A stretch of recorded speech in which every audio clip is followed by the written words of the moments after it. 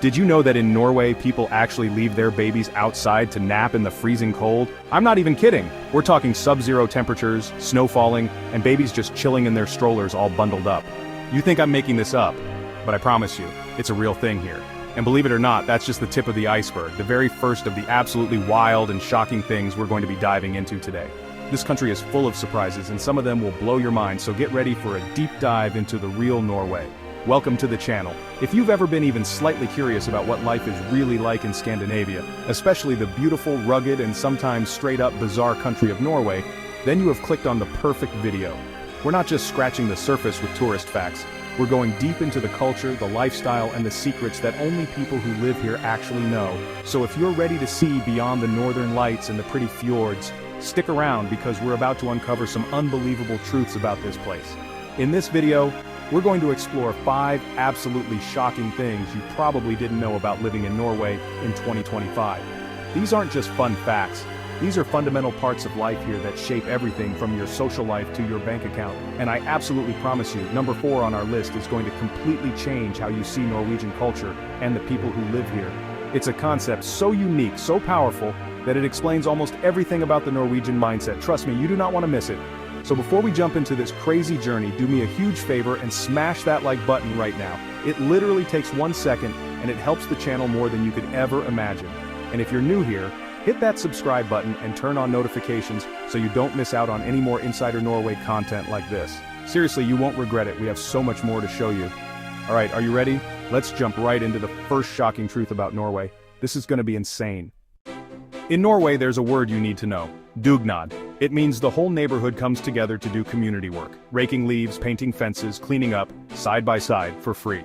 It's not just tradition, it's written into housing contracts. If you skip Dugnad, you might get fined. But the payoff? Real connections, safer neighborhoods, and a sense of belonging. After the work, everyone celebrates together. It's how Norway builds strong, connected communities, one Dugnad at a time.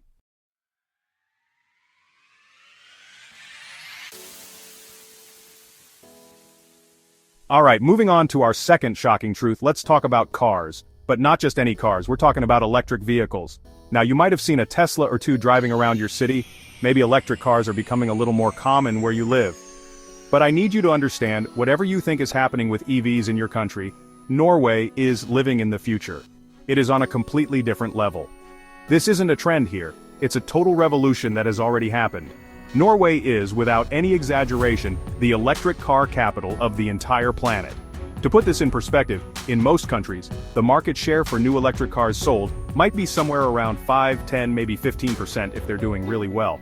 In Norway, in 2023, nearly 85% of all new cars sold were fully electric. 85%. That number is absolutely mind-blowing. It means that if you walk into a car dealership in Norway today, almost everything you see is electric. Gasoline and diesel cars are now the tiny minority. They are the niche product. The transition is happening so fast that it's predicted they will stop selling new fossil fuel cars entirely by 2025. Driving around a city like Oslo is like stepping into a science fiction movie. The streets are eerily quiet because the roar of combustion engines has been replaced by the gentle hum of electric motors. Teslas are as common as Toyota Corollas are in other parts of the world. You see them everywhere, driven by everyone from students to families to business executives. It has completely changed the soundscape and the air quality of the cities. It's a tangible, everyday reminder that the future of transportation has already arrived in this corner of the world. This didn't happen by accident. This was a deliberate, calculated, and incredibly ambitious plan by the Norwegian government. For decades, they have been pushing for this transition with a force that no other country has dared to match. They saw the future coming and decided they weren't just going to participate in it, they were going to lead it. The commitment to an all-electric future is one of the most defining national projects of modern Norway, and the results are something you have to see to believe. It's a complete takeover. So how on earth did Norway pull this off? How did they convince almost an entire population to switch to electric cars in just a few years? The answer is simple. They made it an offer you absolutely cannot refuse. The government unleashed a massive wave of financial incentives that made buying and owning an electric car an absolute no-brainer. The most powerful incentive was a huge tax exemption. In Norway, traditional cars are hit with massive taxes, including a 25% VAT and additional import and pollution taxes that can nearly double the price of the car. For years, electric vehicles were completely exempt from all of these taxes. This created a bizarre market situation where a brand new high-end electric car like a Tesla Model 3, or an Audi e-tron would actually cost the same, or sometimes even less, than a standard gasoline-powered Volkswagen Golf. When faced with that choice, a luxury, high-tech electric car for the same price as a basic gas car, the decision was easy for most Norwegians. They effectively subsidized the EV revolution into existence by making the alternative financially illogical. It was a genius move. But the perks didn't stop there. It wasn't just about the purchase price. The government layered on even more benefits for EV owners to make daily life cheaper and more convenient. For a long time, electric car drivers didn't have to pay road tolls, which are very common and expensive in Norway. They got free or heavily discounted parking in city centers. They could use the bus lanes to bypass traffic jams, which is a massive time saver during rush hour. They even got free charging at public stations for a while. It was the ultimate VIP package for driving electric. All of these benefits combined created an overwhelming case for switching. You save a fortune when you buy the car, and then you continue to save money and time every single day you use it. While some of these perks, like the full tax exemption, are now being slightly phased out as EVs have become the norm, they were the critical catalyst that kickstarted the revolution. The government essentially paid its citizens to adopt the new technology, and it worked more effectively than anyone could have ever imagined. It was a masterclass in public policy. Now, one of the biggest concerns people have about electric cars in other countries is range anxiety. What if I run out of battery? Where am I going to charge it, especially if I'm on a long road trip? In Norway, this is becoming a complete non-issue. The government and private companies went on an absolute building spree, creating one of the most dense and reliable charging networks in the entire world. You are never far from a charging station in Norway, and I mean never. It's truly unbelievable. You'll find fast charging stations at literally every gas station, in every grocery store parking lot, at shopping malls, and in public parking garages. They are everywhere. But it's not just in the big cities. This is the truly shocking part. You can drive to the most remote, isolated parts of the country, deep into the mountains or along the winding fjord coastlines, and you will still find clusters of high-speed chargers waiting for you. They have made it a national priority to ensure that EV infrastructure reaches every single corner of this rugged country. This comprehensive network completely eliminates the fear of getting stranded. Norwegians confidently take their electric cars on long, cross-country road trips, from the south of Norway all the way up to the Arctic Circle. The charging infrastructure is so good that it's often more convenient than finding a gas station in some rural areas. Planning a trip is as simple as looking at a map on your phone or in your car's navigation system, which shows you every single charger along your route. It's a solved problem here. For residents, this means owning an EV is almost inevitable. Even if you live in an old apartment building, new laws are making it easier to get charging stations installed. If you're building a new house, putting in a home charger is standard practice. The society has fully re-engineered itself around the electric car. The question is no longer if you will get an EV, but when. The infrastructure is there, the financial pressure is there, and the social acceptance is absolute. The gas car is officially an endangered species in Norway. So what does this all mean for someone living in Norway in 2025? It means that your relationship with driving and transportation is fundamentally different from almost anywhere else on the planet. The sound of your city is different, the air you breathe is cleaner, and your monthly budget is impacted by cheaper fuel costs. The electric car isn't a status symbol for the rich or the environmentally conscious anymore. It is simply the default mode of transportation for the average person. It's the normal, standard, logical choice for a family car. This has created a unique car culture. People discuss charging speeds and battery degradation the way people in other countries might discuss gas mileage. There's a huge second-hand market for electric vehicles, and the knowledge base among the general population is incredibly high. Norwegians have become accidental experts in EV technology because it is so deeply integrated into their daily lives. They are living the future that other countries are still just talking about, and they have been for years. It's an incredible head start. The commitment is so total that it's hard to imagine it ever going back. The infrastructure is built, the fleet has turned over, and the mindset has shifted. The government's goal of ending the sale of all new fossil fuel cars by 2025 now seems not just achievable, but completely inevitable. They are on the home stretch of a marathon that other countries have barely even started. It's a powerful example of how a small, wealthy, and forward-thinking country can enact massive change through decisive government policy and public buy-in. Ultimately, living in Norway today, you think you've got Norway figured out until you try to order a coffee and get hit with the ultimate language puzzle. Welcome to Norwegian dialect chaos, where every town has its own language pack and none come with subtitles. There's no single spoken standard, just a wild mix of dialects, each fiercely protected and a badge of local pride. For newcomers, it's a never-ending puzzle. You'll master one dialect, travel a few miles, and feel lost again. Even simple words like I change from jeg, egg, ae to j depending on where you are. But Norwegians respect anyone who tries. Dive in, embrace the chaos, and you'll earn their biggest cheers. It's tough, but connecting in their local tongue is a reward that's absolutely priceless. Norway's secret to surviving months of darkness and cold isn't just about warm clothes or electric cars, it's something called kos. Kos is more than coziness. It's a lifestyle, a feeling of warmth, safety, and deep contentment, shared with others or enjoyed alone. Norwegians fight the winter blues by creating pockets of happiness: fireplaces, candles, wool blankets, and comfort food like waffles and hot chocolate. But kos is most powerful when shared, gathering with friends or family, connecting in a warm, safe space. They even bring kos outdoors, embracing winter with bonfires and hot drinks in the snow. Kos is Norway's survival superpower, a masterclass in turning darkness into light and hardship into joy.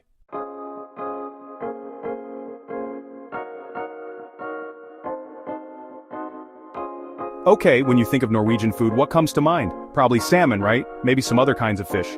And you're not wrong, they are masters of seafood, but if you think that's all there is to it, you are about to have your mind blown. The food scene in Norway is one of the most surprising, adventurous, and sometimes downright bizarre in the world. They have embraced their unique natural resources to create a cuisine that is unlike anything you've ever tried. We're talking about a country where the national dish is technically a frozen pizza. Yes, you heard me right. Let's start with something that sounds a bit more normal, but with a twist: burgers. You can get a great beef burger anywhere, but in Norway, you can get something truly special: a reindeer burger. Reindeer are not just for pulling Santa's sleigh here, they are a staple food, especially in the north. The meat is incredibly lean, rich, and has a unique, slightly gamey flavor that is absolutely delicious. It's often served on a hearty bun with lingonberry jam, a sweet and tart sauce that perfectly cuts through the richness of the meat. This isn't a novelty item, it's a legitimate and popular dish. But let's get weirder. Let's talk about cheese. Forget cheddar or brie. In Norway they have brunost, which literally translates to brown cheese. It's not even technically cheese in the traditional sense, it's made by boiling down the whey left over from cheesemaking, which caramelizes the milk sugars. The result is a sweet, fudge-like block of dairy that tastes like a savory caramel. Norwegians are obsessed with it. They slice it thin with a special cheese slicer, which they invented by the way, and eat it on toast, crackers, or even on their waffles. The taste is shocking at first, but strangely addictive. And the unique ingredients don't stop there. Because of the short growing season, Norwegians cherish the things that can grow in their harsh climate, and one of the most prized is the cloudberry, or multi. These golden orange berries grow in marshlands in the north and are incredibly rare and expensive. They have a unique tart and sweet flavor, almost like a cross between a raspberry and a baked apple. They are often made into a jam or a cream called multekrem, which is a traditional Christmas dessert. Finding and eating cloudberries is a national treasure hunt. We need to dedicate an entire section to one of the pillars of Norwegian food culture: the waffle, or waffle. Forget the thick square Belgian waffles you might be used to. Norwegian waffles are completely different. They are thin, soft, and heart-shaped, made in a special round iron that creates a flower-like pattern of 5 connected hearts. The batter itself is richer and more flexible than other waffle batters, often containing cardamom, which gives it a distinct, fragrant, and slightly spicy flavor. These aren't just for breakfast, they are an all-day, all-purpose snack. The real chaos begins when you get to the toppings. This is where Norwegian creativity truly shines, and where foreigners are often left completely bewildered. The most classic combination, as I mentioned before, is strawberry jam and a big dollop of sour cream, or rom. Yes, sour cream.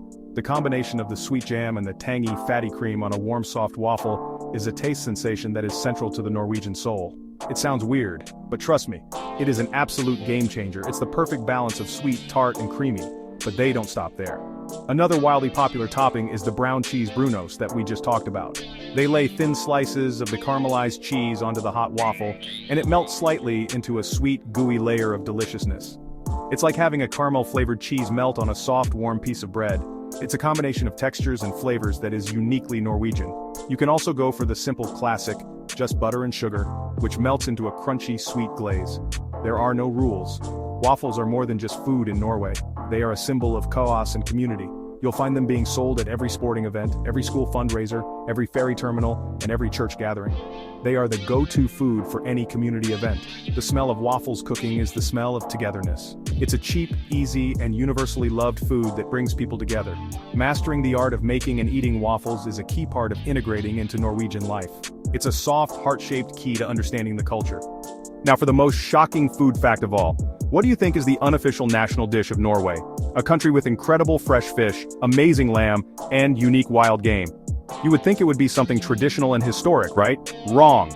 It is, without a doubt, a brand of frozen pizza called Pizza Grandiosa. I am not joking, Norwegians consume over 24 million of these frozen pizzas every single year. For a country of just over 5 million people, that is an absolutely insane number.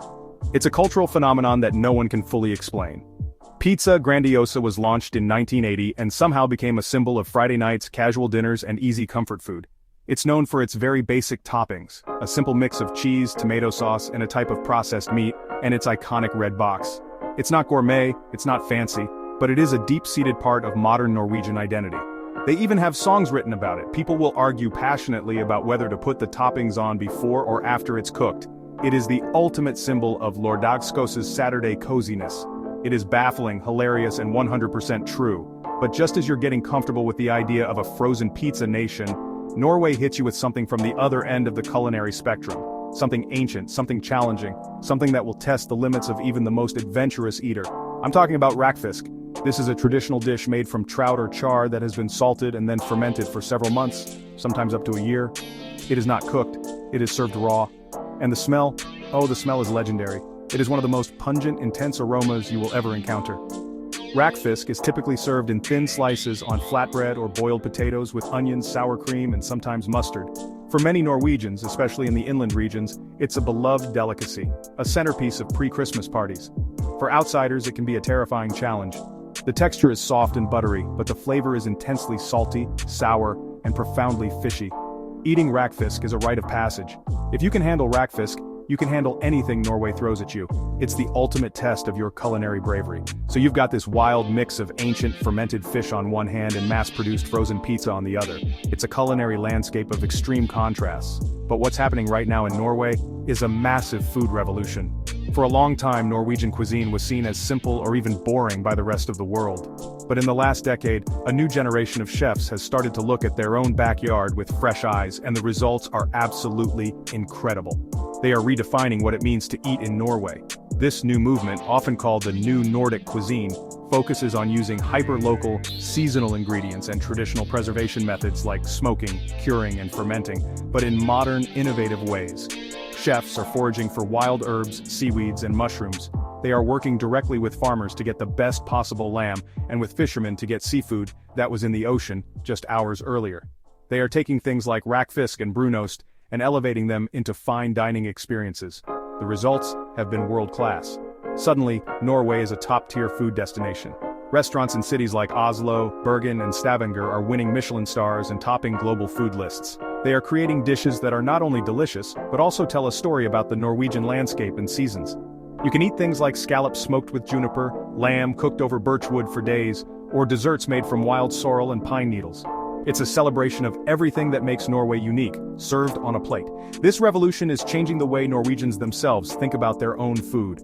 There's a renewed sense of pride in their culinary heritage. People are more interested in local producers, farmers markets are popping up, and there's a greater appreciation for the incredible quality of the raw ingredients their country has to offer. So while Pizza Grandiosa and rakfisk are still beloved parts of the culture, they now share the stage with a dynamic world-class food scene. It's the perfect blend of high and low, old and new, and it's absolutely delicious. Have you tried any of these? Let me know.